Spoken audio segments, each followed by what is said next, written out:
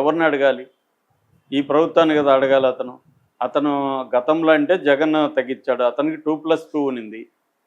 తర్వాత జగన్ 1+1 చేశాడన్నాడు. సరే దాని మీద కోర్టులో కూడా జరుగుతుంది. ఇప్పుడొచ్చి సాక్షుల్ని చంపేస్తా ఉన్నారు, నన్ను కూడా చంపేస్తాడని అన్నాడు. దీనికి కాంటెక్స్ట్ ఏందంటే, ఈ వివేకానంద రెడ్డి హత్య 2019 మార్చి 15 జరిగితే ఇవాళ ఎంత?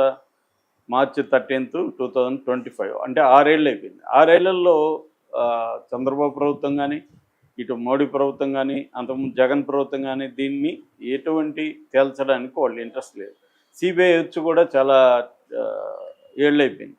సిబిఐకి డెడ్ లైన్ సుప్రీంకోర్టు పెట్టి కూడా 2 ఏళ్ళు అయింది.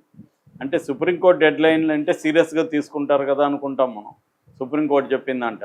సుప్రీంకోర్టు డెడ్ లైన్లు కూడా ఇన్వెస్టిగేటివ్ ఏజెన్సీలు పట్టించుకోవు అనేది ఈ కేసు కూడా ఒక ఎగ్జాంపుల్. సుప్రీంకోర్టులు చెప్తా ఉంటాయి, మన పని మనం చేసుకున్నాం.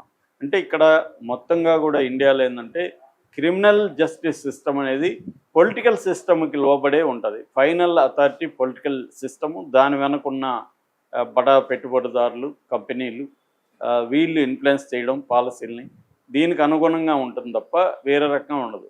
సో వాళ్ళ పొలిటికల్ ఇంట్రెస్ట్లను బట్టి కేసులు పెట్టడం కానీ, కేసుల్ని డిస్పోజ్ చేయడం కానీ, కేసుల్ని అలాగా పెండింగ్లో ఉంచడం కానీ, ఇవన్నీ నేషనల్ లెవెల్లో వాళ్ళ పార్టీ, ఏ పార్టీ ఉంటే ఆ పార్టీ వాళ్ళ పొలిటికల్ ఇంట్రెస్ట్లను బట్టే జరుగుతుంటుంది తప్ప ఇండిపెండెంట్ ఫ్రీ జ్యుడిషియల్ సిస్టమ్ అనేది ఇండియాలో లేదు. ఆచరణలో రికార్డ్స్లో ఉంటుంది, థియరీలో ఉంటుంది తప్ప ఆచరణలో కనబడదు.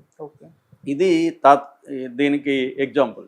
సో వివేకానంద రెడ్డి హత్య నిజానికి గట్టిగా పోలీసులకి, మన లోకల్ పోలీసులకి పవర్స్ ఇచ్చి దీన్ని త్వరగా తేల్చండి అంటే వీళ్ళు 10 రోజుల్లో హంతకులను పట్టుకోగలరు.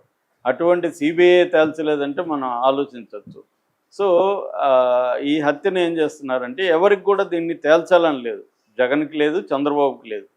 జగన్ ఏమో దీన్ని 2019లో చంద్రబాబు మొన్న చెప్పాడు, మేము కన్ఫ్యూజన్లో ఉన్నాం అప్పుడని, లేకపోతే అప్పుడే ఉపయోగించుకుని ఉండేవాడు చంద్రబాబు.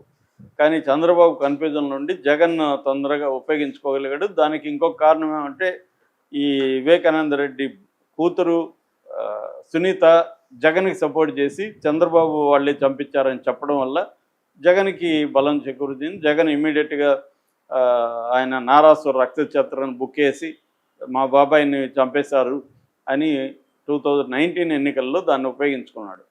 దాని తర్వాత తెలుగుదేశం మేల్కొంది, అరే మనం ఉపయోగించుకోకుండా జగన్ ఉపయోగించుకోండి, వీళ్ళు బయలుదేరి దీన్ని 5 ఏళ్లుగా జగన్ ప్రభుత్వం ఉన్నప్పుడు వీళ్ళు వాడుకున్నారు. వివేకానంద రెడ్డికి ఇతనికి పడలేదు, ఇతను తీసేశాడు. అప్పటి నుంచి వివేకానంద రెడ్డి మీద కక్ష పెట్టుకున్నాడు, రౌడీ ఎలిమెంట్గా మారిపోయాడు. ఈ లోపల వివేకానంద రెడ్డి కేసులో ఎర్రగంగిరెడ్డి, సునీల్ యాదవ్, ఉమాశంకర్ రెడ్డి, దేవినేని శివశంకర్ రెడ్డి, తర్వాత గజ్జల ఉదయ్ కుమార్ రెడ్డి, భాస్కర్ రెడ్డి, అవినాష్ రెడ్డి, వీళ్ళు ముద్దాయిలు. ఈ ముద్దాయిల్లో 4వ ముద్దాయి దస్తగిరి. యాక్చువల్గా ఇతను ₹1,00,00,000 ఎంతకో డబ్బులు ఇస్తే నేను చంపేస్తాను, చంపడానికి నేను వస్తాను అని చెప్పి కిరాయి హంతకుడు ఇతను. డబ్బులు తీసుకొని ఆల్రెడీ 75 లక్షలు ఎంతో, 5 కోట్లు 75 లక్షలు ముందు తీసుకున్నాడు. 5 కోట్ల ఒప్పందం అని అతను చెప్తున్నదే. సో 5 కోట్ల డబ్బుల కోసం తన పనిచేసిన తన ఓనర్ని చంపడానికి సిద్ధమైన ఒక కిరాయి హంతకుడు ఈ దస్తగిరి. అటువంటి వ్యక్తి అప్రూవర్గా మారిపోయాడు. అప్రూవర్ మారితే సాక్షిగా పరిగణించమని సిబిఐ కోర్టులో వేసింది. సాక్షిగా పరిగణిస్తానని సిబిఐ కోర్టు చెప్పింది. దాన్ని వ్యతిరేకిస్తూ హైకోర్టుకి వెళ్ళారు. ఇతను ఒక దారుణంగా డబ్బులు తీసుకొని హత్య చేస్తే ఇతను ఇప్పుడు ఎట్లా సాక్షిగా మారిపోతాడు అని కోర్టు ఇప్పుడు తేల్చాలి. కోర్టు ఇంకా తేల్చలేదు కాబట్టి ఇతను సాక్ష్య నిందితుడా అనేది ఇంకా తేలలేదు. అట్లా ఊగిసలాడుతున్నాడు. ఈ వ్యక్తి వచ్చి ఇప్పుడు నన్ను జగన్ చంపేస్తాడని మొదలుపెట్టాడు, డ్రామా మొదలుపెట్టాడు.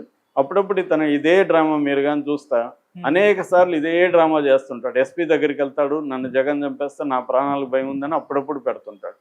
ఇతనికి అసలు సెక్యూరిటీ ఎందుకు ఇవ్వాలంటే ఇతను పంచాయతీలు చేస్తాడు. సెక్యూరిటీని తీసుకుపోయి వీళ్ళ గన్మెన్ ఉంటారు కాబట్టి వీళ్ళని తీసుకుపోయి బెదిరించడం. ఒకప్పుడు ఇతనికి 6-7 మంది గన్మెన్లు ఉండేవాళ్ళు, వాళ్ళని తీసుకుపోయి బెదిరించడం, పంచాయతీలు చేస్తుంటే తగ్గించారు.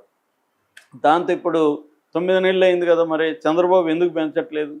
రేపొద్దున కొంతమంది చెప్పేది ఏమంటే తెలుగుదేశం వాళ్ళే ఇతను చంపేసి జగన్ మీద పెట్టి దీన్ని ఎలక్షన్ కోసం వాడుకుంటారు, ఆ ప్రమాదం కూడా ఇతనికి ఉంది అనేది కూడా ఒక వెర్షన్. ఎందుకంటే రాజకీయాల్లో ఏమన్నా జరగచ్చు కదా. సో ఆ రకంగా ఇతనికైతే భద్రతకి అయితే మాత్రం ఖచ్చితంగా టెన్షన్ అయితే ఇతనికి ఉంటుంది. ఎందుకంటే అతనికి కూడా తెలుసు మనల్ని ఎవరు చంపుతారో తెలియదు, దేనికి రాజకీయంగా వాడుకుంటారో తెలియదని. కానీ ఆ రిస్క్ అయితే అతనికి ఉంది.